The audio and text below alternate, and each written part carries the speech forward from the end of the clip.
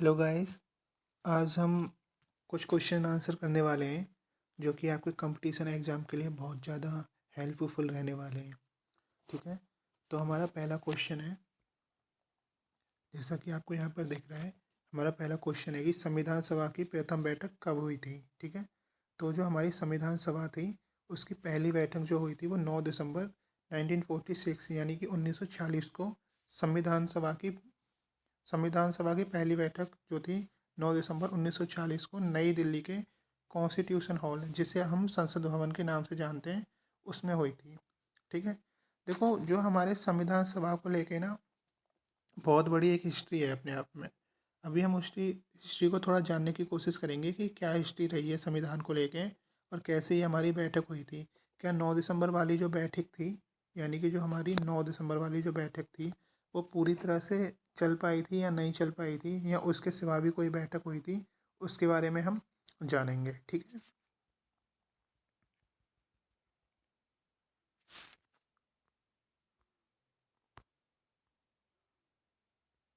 देखो हम पहले जानने की कोशिश करते हैं। जैसे आपने देखा कि जो संविधान सभा की पहली बैठक थी वो कब हुई, 9 दिसंबर 1946 यानी 1946 को हुई थी। ठीक है, ये हमने देख लिया है, ये हमारा सही है।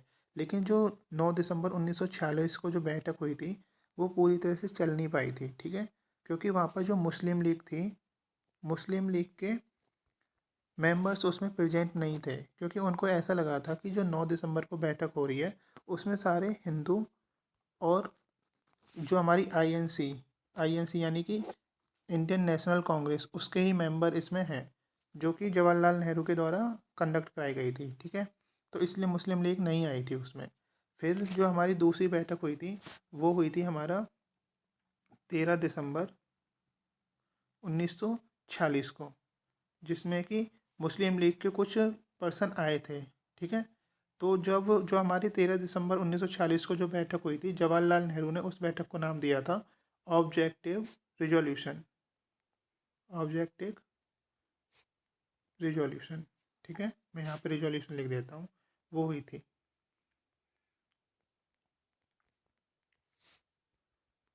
क्लियर है यहाँ तक। अब हम बात करते हैं कि जो हमारी संविधान सभा थी उसमें कितनी सीट थी और कितनी सीट किसके लिए थी, यह भी हम जानने की कोशिश करेंगे। हमें पता है कि हमारा देश 1946 में ब्रिटिश के अंडर था, तो उस टाइम टोटल जो सीट थी वो 389 सीट थी। ठीक है, जिनमें से 93 सीट जो थी वो प्रिंसली स्टेट के लिए थी, और बाकी जो सीट थी हमारी, यानी कि हमारे पास जो सीट बची हैं 296 वो हमारी थी ब्रिटिश इंडिया के लिए। ठीक है, यहाँ तक आपको समझ में आ गया। और हम देखते हैं कि जो सबसे पहले जो हमारी संविधान की मांग किसने करी थी, तो हम यहाँ पर देखते हैं, ये बात है 1934 की।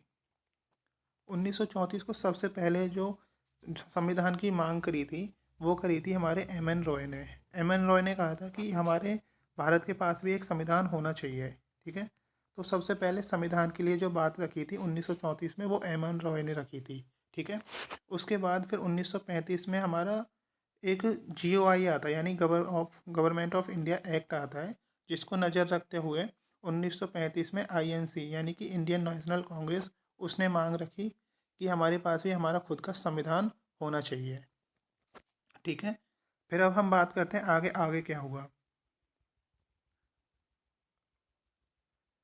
आगे हम देखते हैं फिर 1938 में जो हमारे जवाहरलाल नेहरू जो थे, जवाहरलाल नेहरू, उन्होंने ऑफिशियली डिमांड करी कि हमारे इंडिया के पास भी खुद का कॉन्स्टिट्यूशन यानी कि संविधान होना चाहिए। ठीक है, ये किसने मांग करी थी, ये हमारे जवाहरलाल नेहरू ने मांग करी थी। ठीक है, उसके बाद फिर हमारे पास ना 1940 को एक अगस्त ऑफर आता है।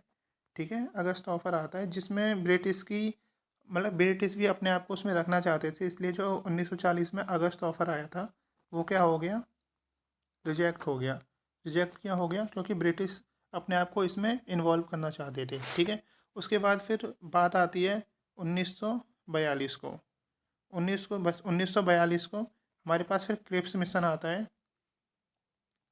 क्रिप्स मिशन आता है। ठीक है, लेकिन वो भी हम जो हमारे इंडियन थे उन्होंने उसको क्या कर दिया, रिजेक्ट कर दिया। 1942 में जो क्रिप्स मिशन आया था उसको भी मतलब उन्होंने रिजेक्ट कर दिया। क्यों? क्योंकि इसमें जो सबसे ज़्यादा इन्वॉल्वमेंट थी, जो सबसे ज़्यादा इन्वॉल्वमेंट आ रहा था, जो सबसे ज़्यादा इसमें जो कार्यकाल था वो ब्रिटिशर्स के थ्रू हो रहा था, जिस वजह से हमारे इंडिया को समझ में, जो हमारे इंडियंस थे उन्होंने इस चीज़ को बिल्कुल भी एक्सेप्ट नहीं करा कि जो इंडिया का संविधान है, इंडिया के संविधान में अगर ब्रिटिश हुकूमत अपना हाथ जमा रही है तो कहीं ना कहीं ये हमारे लिए घाटे का सौदा है, क्योंकि ऑलरेडी जो ब्रिटिशर्स थे वो हमारे देश के ऊपर कब्जा करके बैठे थे। ठीक है। इसके बाद फिर आती है हमारे पास 1946 में आता है हमारे पास कैबिनेट मिशन, यानी कि फिर टाइम आता है 1940। 1940 को क्या आता है हमारे पास? Cabinet mission. तो जो कैबिनेट मिशन होता है वो कहीं ना कहीं हमारे जो इंडियंस होते हैं, यानी जो हमारे उस टाइम के जो फ्रीडम फाइटर्स थे, उनको ये चीज़ अच्छी लगी कि चलो इसमें कुछ तो अच्छा है, इसलिए जो 1940 में कैबिनेट मिशन क्या कर लिया, पास कर दिया, उन्होंने उसको एक्सेप्ट कर लिया। फिर 9 दिसंबर 1946 को उन्होंने पहली बैठक करी थी, ठीक है, जो कि कॉन्स्टिट्यूशन हॉल, जिसे आज हम संविधान मतलब संसद भवन के रूप में जानते हैं, उसमें हुई थी। ठीक है। तो ये सारी हिस्ट्री थी उस टाइम की। क्लियर है? यहाँ पे देखो लिखा हुआ है कि जो 9 दिसंबर 1940 को हमारी पहली बैठक हुई थी, जो नई दिल्ली के कॉन्स्टिट्यूशन यानी नई दिल्ली है जो है, वहाँ पर जो कॉन्स्टिट्यूशन हॉल है उसमें हुई थी, जिसे अब संसद भवन के केंद्रीय कक्ष के नाम से जाना जाता है। ठीक है। उसमें सबसे पहले हमारी प्रथम बैठक हुई थी। क्लियर है यहाँ तक? ठीक है। अब हम तो देखते हैं भारतीय संविधान किस दिन लागू हुआ था। वो तो हम सबको पता है कि भारतीय संविधान जो था हमारा, सॉरी, जो भारतीय संविधान था हमारा 26 जनवरी 1950 को लागू हुआ था। आपको पता है 26 जनवरी को ही हमारा संविधान क्यों लागू हुआ था? जबकि हमारा जो संविधान था वो तो बन गया था 26 नवंबर को, बन चुका था पूरा, यानी 26 नवंबर 1949 को हमारा संविधान बन गया था। तो ये उस टाइम हमने मतलब लागू क्यों नहीं किया, उस टाइम उसे इम्प्लीमेंट क्यों नहीं किया? इसका रीज़न है कि जब हमारे पास लाहौर सेशन हुआ था, लाहौर सेशन हुआ था, तो वो हुआ था हमारा 26 जनवरी 1929 को, सॉरी। तो उस टाइम क्या हुआ था, तो उन्होंने बोला था कि जब भी हमारे देश को आज़ादी मिलेगी तो उसका जश्न हम 26 जनवरी को मनाएंगे। लेकिन हमारे देश को जो आज़ादी मिली थी वो 15 अगस्त को मिली थी। ठीक है। 15 अगस्त को मिली थी, तो इतना देर तक यानी अगस्त से जनवरी तक का वेट हम नहीं कर सकते थे, उस टाइम हम नहीं रुक नहीं सकते थे। तो इसलिए हमने सोचा था कि जो हमारा और कोई ओकेज़न आएगा और कोई हमारा पर्व आएगा तो उसे हम 26 जनवरी को मनाएंगे। ठीक है। तो फिर हमने देखा कि हमें संविधान भी लिखना है, और जो संविधान हमारा 26 नवंबर 1949 तक बन के तैयार हो गया था। सॉरी, यहाँ पर 49 आएगा, गलती से मैंने 46 रख दिया, सॉरी उसके लिए। 1949 तक वो बन के तैयार हो गया था। इसलिए हमारे जो फ्रीडम फाइटर्स थे उन्होंने सोचा कि इसे 26 नवंबर को ना लागू करके इसको हम कब करते हैं, 26 जनवरी को लागू करते हैं। तब से जो हमारी भारतीय संविधान दिवस दिन है वो उसको 26 तारीख को मनाया जाता है। 26 जनवरी को हमारा संविधान स्वतंत्र वो गणतंत्र दिवस मनाया जाता है। ठीक है। यहाँ पर हमारे पास तीसरा क्वेश्चन है कि भारत की पहली महिला आईपीएस कौन है? ठीक है।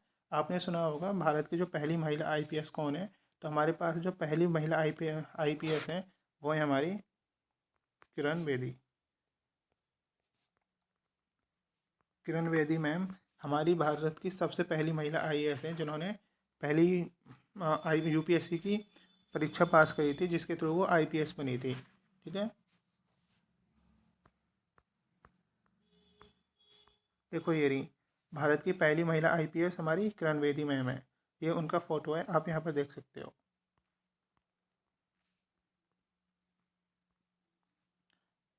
हमारे पास चौथा क्वेश्चन आता है कि जो हमारा भारतीय संविधान है, भारतीय संविधान में कितनी अनुसूचियाँ हैं? तो भारतीय संविधान में जो हमारी शेड्यूल्स हैं वो कितने हैं, तो इसके बारे में बात कर रहा है। ठीक है। तो ये रहा हमारे पास भारतीय संविधान में वर्तमान समय में केवल 470 अनुच्छेद यानी कि 470 हमारे पास आर्टिकल्स हैं, तथा 12 अनुसूचियाँ हैं, और ये 25 भागों में विभाजित हैं। ठीक है। यानी कि जो अभी की हम वर्तमान की बात करें, आज की डेट की, तो आज की डेट में हमारे पास 12 अनुसूचियाँ हैं, जिन्हें 25 भागों में विभाजित किया गया है। और वो 25 भाग कितने में विभाजित हुए हैं? 470 आर्टिकल्स में हुए हैं। जैसे अभी 370 हमारा आर्टिकल्स हटा दिया गया है और उसका 370A और 370, तो अभी हमारे पास जो रिसेंट है वो 468 आर्टिकल्स है, ठीक है। क्योंकि हमारा 370 और 370A ये क्या कर दिया, हमारा हटा दिया गया है। जो जम्मू कश्मीर वाला जहाँ पर कॉन्फ्लिक्ट हो रहा है उससे ये हटा दिया गया है, ठीक है। जो लेकिन हमारा जब संविधान बना था, यानी कि अगर हम बात करें जब हमारा संविधान लागू हुआ था 26 जनवरी 1950 को, तो उस टाइम हमारे पास 395 तो आर्टिकल्स थे जो 25 भागों में विभाजित थे। और ये 25 भाग कितने शेड्यूल में थे, यानी कितनी अनुसूचियों में थे, तो ये 8 अनुसूचियों में थे, ठीक है। लेकिन जैसे जैसे हमें ज़रूरत पड़ती गई, जैसे जैसे अमेंडमेंट होता गया, तो भाग और आर्टिकल्स और अनुसूचियाँ वो हमारी क्या हुई, बढ़ती गई, ठीक है। जैसे हमारा सबसे पहला जो कॉन्स्टिट्यूशनल अमेंडमेंट हुआ था वो 1951 में हुआ था, यानी 1951 में हुआ था। तो उस टाइम हमारे पास एक शेड्यूल बढ़ा दिया था, ठीक है। और उस टाइम कुछ आर्टिकल्स भी बढ़ाए थे। तो ऐसे ऐसे जब भी हमारा कॉन्स्टिट्यूशनल अमेंडमेंट होता है, कॉन्स्टिट्यूशनल अमेंडमेंट एक्ट आती है, तो उस टाइम या तो हम किसी आर्टिकल्स को बढ़ाते हैं या किसी आर्टिकल को कम करते हैं। वो हम देखते हैं कि हमारे देश को किस तरह की ज़रूरत है, तो हम उसी तरह से उसका कार्य करते हैं, ठीक है। अब हमारे पास क्वेश्चन 5 है कि हमारे सौर मंडल में कितने ग्रह हैं, ठीक है। हमारे सौर मंडल में जो अभी मौजूद ग्रह हैं वो हमारे पास 8 ग्रह हैं, ठीक है। जो सूर्य की दूरी के अनुसार वे हैं बुध, शुक्र, पृथ्वी, मंगल, बृहस्पति, शनि, यूरेनस तथा नेपच्यून। देखो आपने प्लूटो का भी देखा होगा कि प्लूटो भी हमारे पास है। तो वो 2006 से पहले ना हम क्या करते थे, प्लूटो को हम ग्रह मानते थे। लेकिन IUA यानी इंटरनेशनल IAU इंटरनेशनल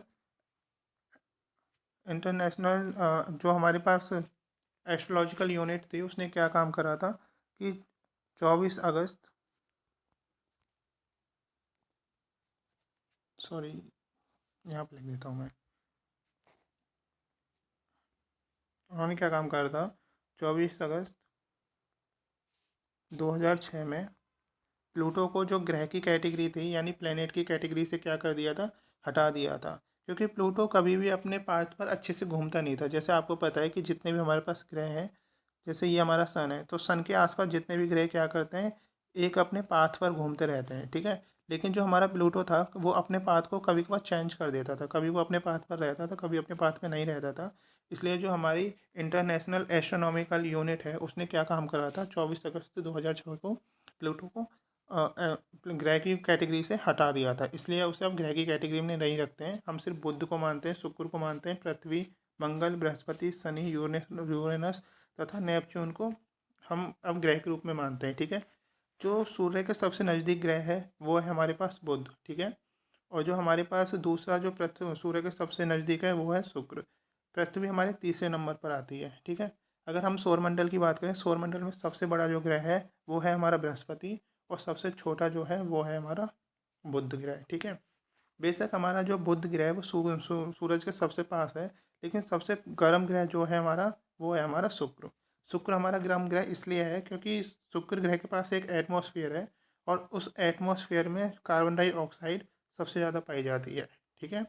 क्योंकि आपको पता है कार्बन डाइऑक्साइड क्या होती है, एक गर्म गैस होती है जो कि गर्मी उत्पन्न करती है। तो इसलिए सबसे ज़्यादा जो गर्म ग्रह है वो हमारा शुक्र है, जिसे हम शाम का तारा और दिन का तारा भी कहते हैं। यानी कि जो हमारा वीनस है उसको शाम का तारा और दिन का तारा भी कहते हैं, ठीक है।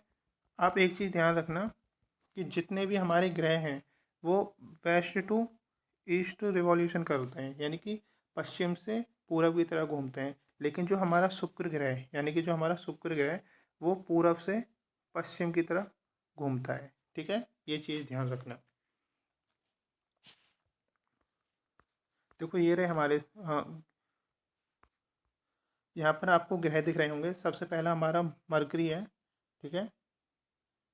देखो सबसे पहला हमारा मरकरी है, ठीक है, जो सूर्य के सबसे नज़दीक है। फिर हमारा शुक्र ग्रह है, फिर हमारा पृथ्वी है, फिर हमारा मंगल ग्रह, उसके बाद बृहस्पति ग्रह, शनि, अरुण और वरुण, और ये हमारा रहा प्लूटो। आपको पता है जो ये हमारी पृथ्वी है, पृथ्वी हमारे गोल्डी जोन में आती है, ठीक है। गोल्डीलॉक जोन में आती है, जहाँ पर जीवन संभव है। और एक चीज़ ध्यान रखना, जो ये पहले 4 प्लेनेट है, जैसे यानी कि अगर हम बुध से लेके मंगल की बात करें, यानी कि अगर इतने ग्रह की बात करें हम बुध से लेके मंगल ग्रह तक, तो ये जो ग्रह हैं हमारे टेरेस्ट्रियल प्लेनेट है, यानी कि टेरेस्ट्रियल प्लेनेट कह लो या फिर इन्हें इनर प्लेनेट कह लो। यहाँ पर जो है हमारे पास जो सरफेस है वो कैसा है, सॉलिड सरफेस है।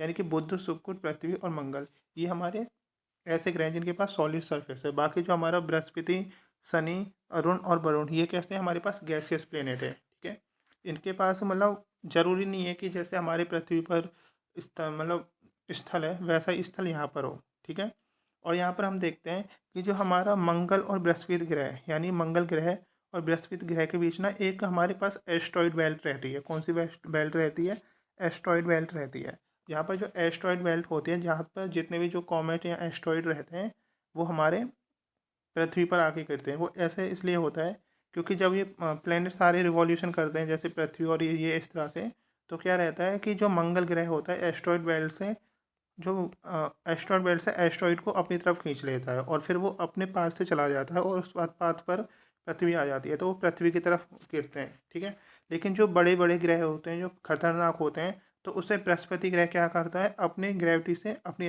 तरफ आकर्षित कर लेता है। तो ये सारा खेल चलता रहता है। ठीक है, देखो आप यहाँ पर देखेंगे जो हमारा नेपच्यून है, नेपच्यून के पास ही हमारा प्लूटो है। तो प्लूटो क्या करता है, कभी कभार तो वो सन के चक्कर लगाएगा। ठीक है, या फिर कभी कभार क्या करेगा, ये वरुण की, जो वरुण का पाथ है यहाँ पर आ जाता है। जो वरुण का पाथ होता है वो यहाँ पर एंट्री कर जाता है, तो वो कभी कभार अपने पाथ से भटक जाता है। इसलिए हम इसे, प्लूटो को ग्रह की कैटेगरी से 2006 में हटा दिया गया था। ठीक है, यहाँ तक।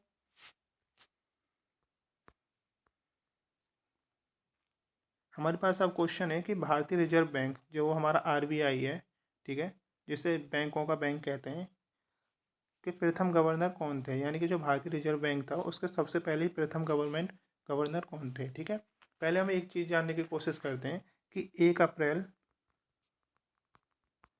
1935 को जो हमारा आरबीआई है उसकी क्या हुई थी, स्थापना हुई थी। अगर कोई पूछे आरबीआई की स्थापना कब हुई थी, तो आरबीआई की स्थापना 1 अप्रैल 1935 को हुई थी। ठीक है, इसका जो अभी हेड क्वार्टर है वो हमारा दिल्ली में है। ठीक है, तो जो भारतीय रिजर्व बैंक की जो अब तक गवर्नर बने वो टोटल 25 गवर्नर हैं। जो अभी हमारे प्रेजेंट में गवर्नर हैं वो शशिकांत दास जी हैं। जो हमारे पहले गवर्नर थे आरबीआई के, वो ये थे, देखो सर, जो पहले गवर्नर थे हमारे, सर ओसबोर्न स्मिथ थे। और वर्तमान नवयुक्त जो पूर्व वित्त सचिव थे, यानी कि जो अभी के हमारे गवर्नर हैं वो हैं शशिकांत दास हैं। ये पहले पूर्व वित्त सचिव थे तथा वित्त आयोग के वर्तमान सदस्य हैं। ठीक है, जो हमारे मतलब जो फाइनेंशियल सेक्रेटरी थे सबसे पहले, वो सबसे पहले नहीं, सॉरी, जो पहले जो हमारे शशिकांत दास जी हैं वो पहले हमारे फाइनेंशियल सेक्रेटरी थे। और लेकिन अभी 11 दिसंबर 2008 से 18 से 11 दिसंबर 2018 से शशिकांत दास जी जो हैं हमारे आरबीआई के गवर्नर हैं। ठीक है, आरबीआई के अभी जो गवर्नर हैं वो शशिकांत दास जी हैं। और जो सबसे पहले गवर्नर थे वो थे हमारे ओसबोर्न स्मिथ। ठीक है, और अभी तक 25 गवर्नर हमारे बन चुके हैं। जो हमारे शशिकांत दास जी हैं वो 25th गवर्नर हैं हमारे आरबीआई के। तो देखो ये रहे फोटो यहाँ पर, जो ये वाले हैं ये सबसे पहले गवर्नर रहे, और जो अभी के गवर्नर हैं वो ये रहे शशिकांत दास जी।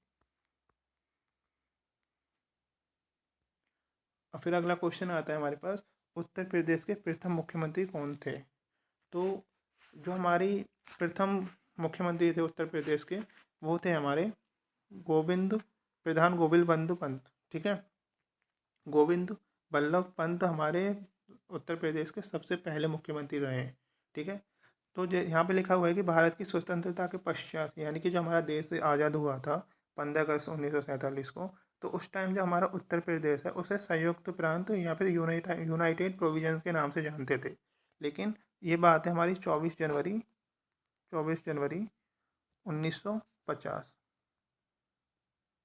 24 जनवरी 1950 को संयुक्त प्रांत से बदलकर उत्तर प्रदेश का नाम उत्तर प्रदेश हुआ। यानी कि अगर कोई बात पूछे कि 24 जनवरी 1950 से पहले, 24 जनवरी 1950 से पहले उत्तर प्रदेश का क्या नाम था, तो 24 जनवरी 1950 से पहले जो उत्तर प्रदेश का नाम था वो संयुक्त प्रांत था, संयुक्त प्रांत या फिर यूनाइटेड स्टेट था। ठीक है, फिर बाद में 24 जनवरी 1950 को संयुक्त प्रांत का नाम बदलकर उत्तर प्रदेश रख दिया गया। हमारे देश में जब सबसे पहले इलेक्शन हुए थे वो हुए थे 1952 में। ठीक है, जब 1952 में इलेक्शन हुए थे तो उस टाइम हमारे जो उत्तर प्रदेश के पहले मुख्यमंत्री बने थे वो थे हमारे गोविंद बल्लभ पंत। ठीक है, राज्य के पहले मुख्यमंत्री बने जिन्होंने अपना कार्यकाल 4 साल और 336 दिन तक संभाला। यानी कि ये 4 साल 336 दिन तक कार्यरत रहे। ठीक है, अब यहाँ पर देखें कि उत्तर प्रदेश में जो सबसे ज़्यादा मुख्यमंत्री बनने वाली जो हैं वो मायावती जी हैं। ठीक है, बहन जी मायावती जी हैं जो मुख्यमंत्री का 4 बार शपथ ग्रहण कर चुकी हैं। ठीक है, लेकिन सबसे ज़्यादा दिनों तक जो मुख्यमंत्री रहने वाले हैं वो श्री योगी आदित्यनाथ जी महाराज हैं। योगी आदित्यनाथ जी महाराज अब तक के सबसे ज़्यादा दिन तक मुख्यमंत्री रहने वाले बन चुके हैं। ठीक है, उत्तर प्रदेश के सबसे ज़्यादा जो टाइम तक मुख्यमंत्री का पद पर कार्यरत रहे हैं वो हमारे आदित्यनाथ महाराज जी हो चुके हैं।